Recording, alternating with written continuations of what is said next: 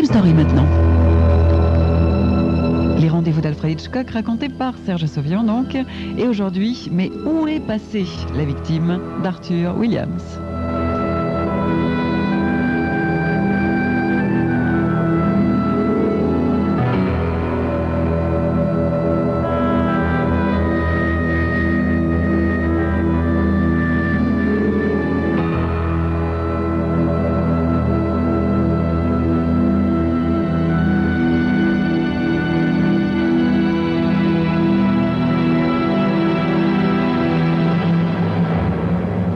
Généralement, on considère le crime parfait comme une exception.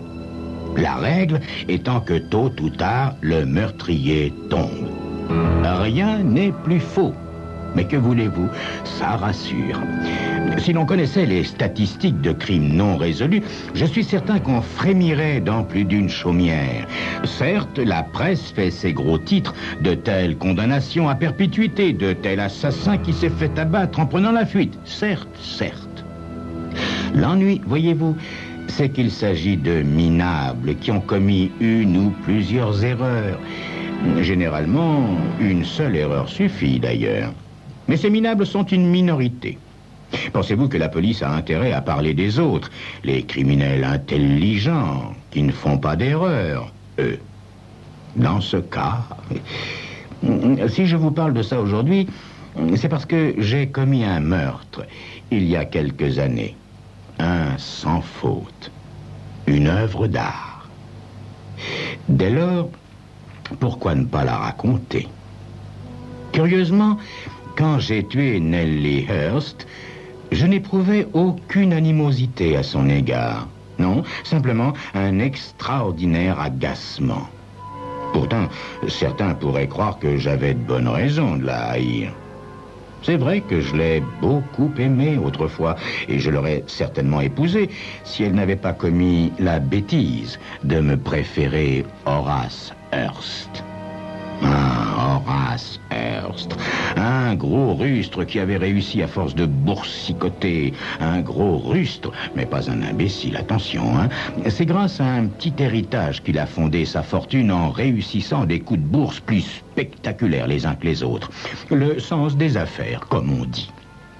Lorsque Nellie l'a rencontré à un cocktail où nous n'aurions jamais dû nous rendre, j'ai senti immédiatement qu'elle était fascinée par l'impression de succès qui se dégageait de Horace. Vous devinez la suite. Dans le mois, nos fiançailles ont été rompues et elle s'envolait avec Hearst pour des horizons plus tropicaux. J'ai vraiment espéré ne plus jamais la revoir. L'ennui, c'est qu'un an et demi plus tard, on frappe à ma porte et devinez qui je vois sur le seuil, valise en main? Nellie, bien entendu.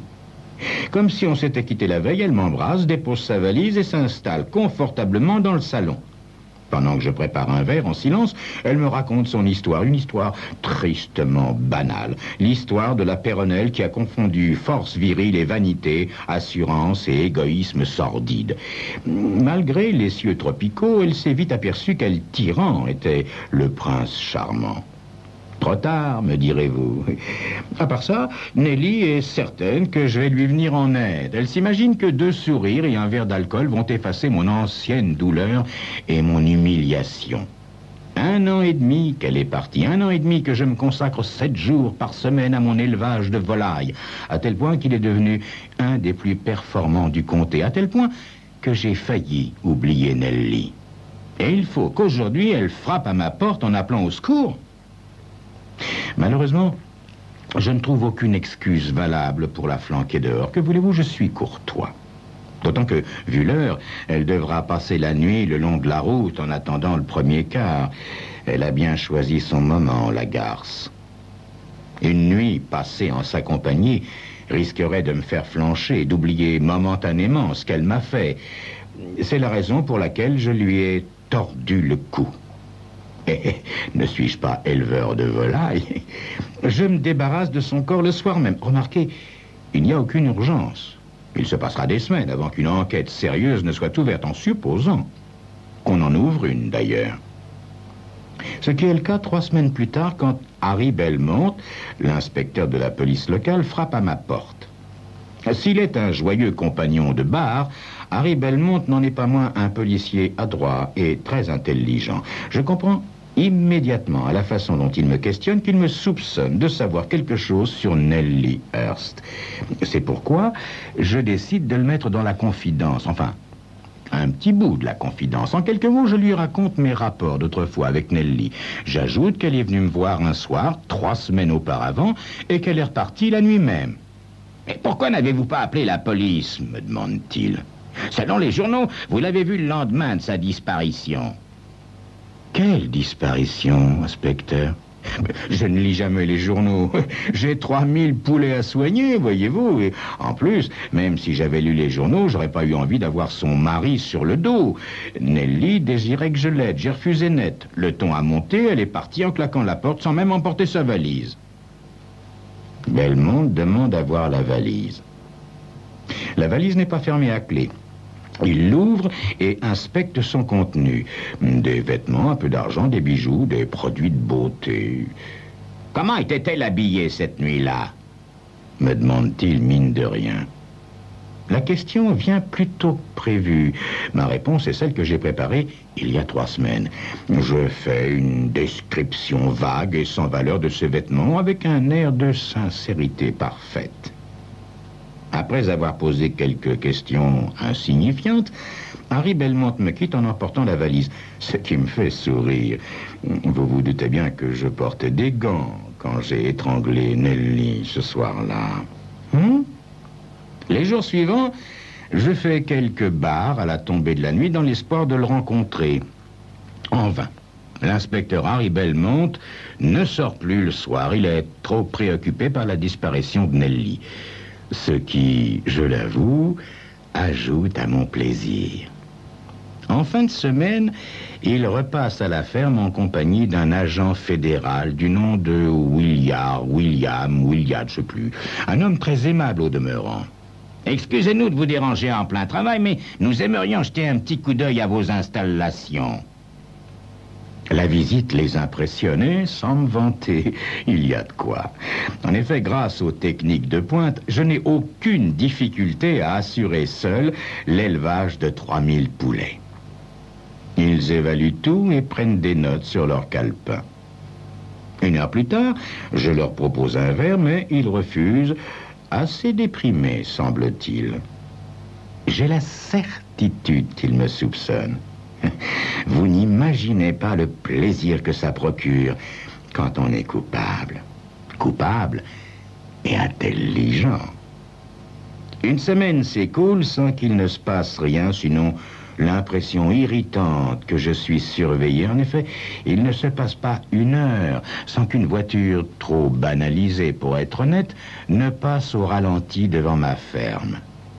C'est alors que je décide de commettre l'erreur de m'enfuir. Disons, pour que l'affaire atteigne son point culminant.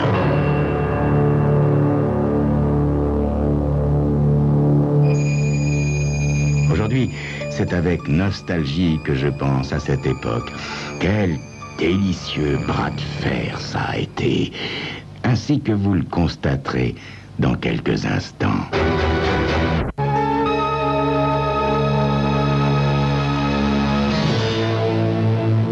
Ce jour-là, avant le lever du soleil, je démarre mon break et je roule à tombeau ouvert pendant une 50aine de kilomètres jusqu'à cette vieille piste indienne que peu de gens connaissent, notamment les flics. N'empêche, 2 précautions valent mieux qu'1. C'est pourquoi je fixe des branchages à mon pare-choc arrière afin d'effacer les traces de pneus, exactement comme les Indiens faisaient pour les traces de leurs Mustangs.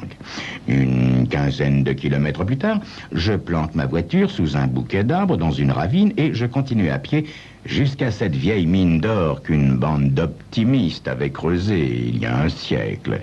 Elle n'attire pas le visiteur pour la bonne raison qu'elle n'est consignée nulle part, sur aucune carte, cette mine.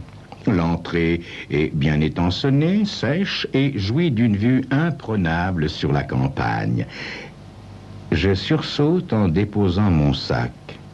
Oui, Je sursaute en découvrant un beau mégot tout neuf.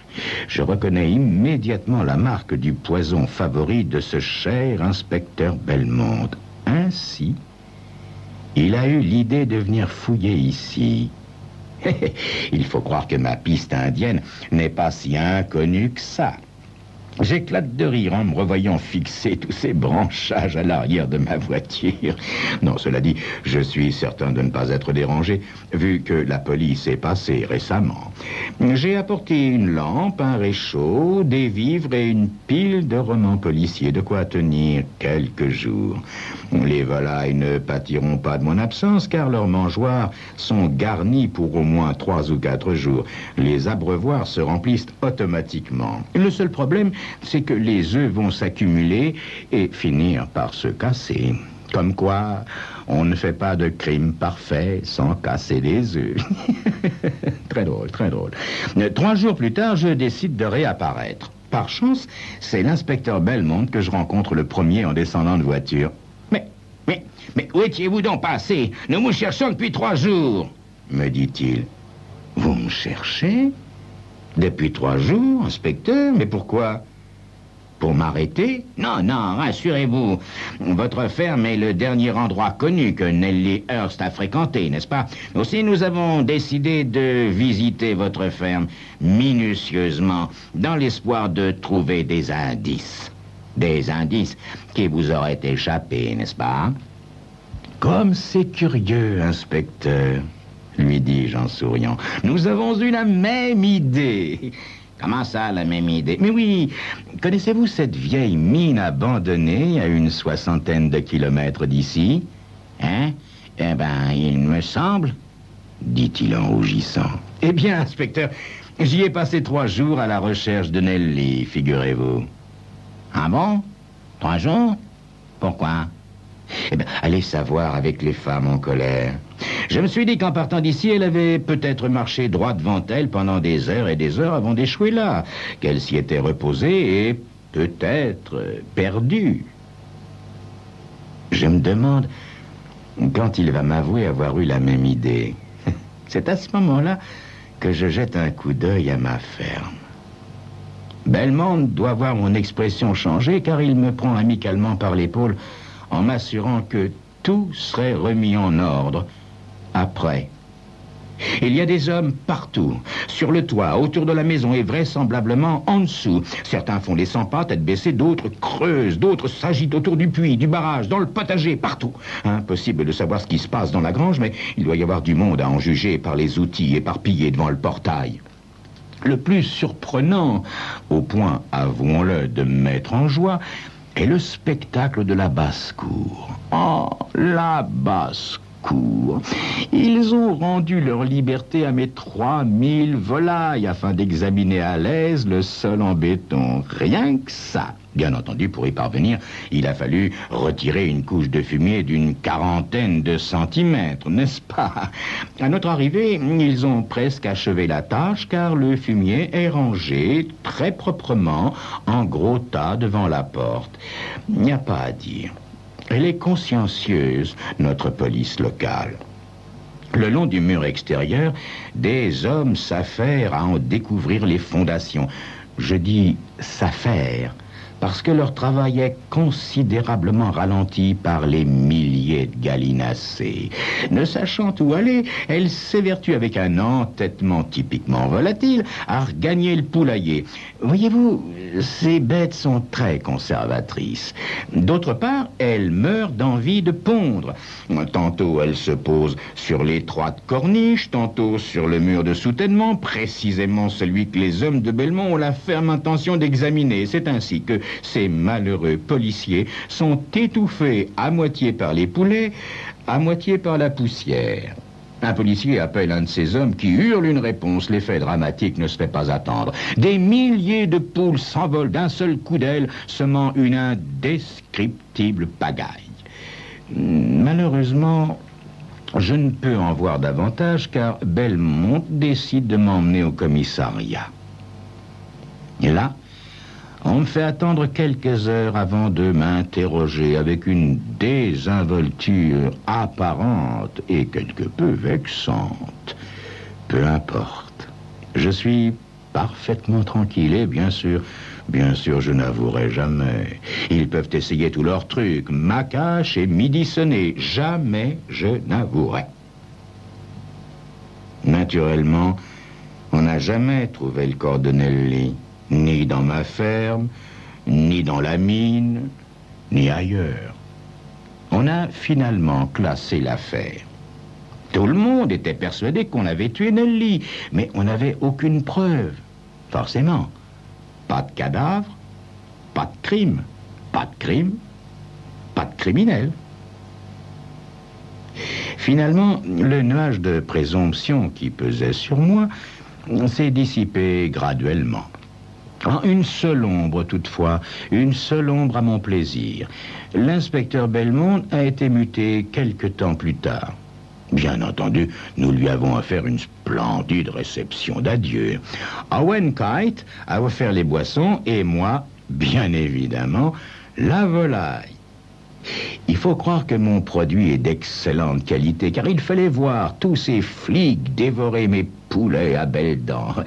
J'imagine que tout le monde a mis ma bonne humeur sur le compte de l'alcool. En fait, je n'arrêtais pas de rire et de sourire en me disant que tous ces flics qui mangeaient du poulet faisaient acte d'anthropophagisme, de cannibalisme, sans le savoir. Mais oui, bien sûr. Où pensez-vous qu'est passé le corps de Nelly, hein? Dans le concasseur qui sert à broyer la nourriture de mes poulets, bien entendu. Et je vous assure qu'ils se sont régalés, mes poulets.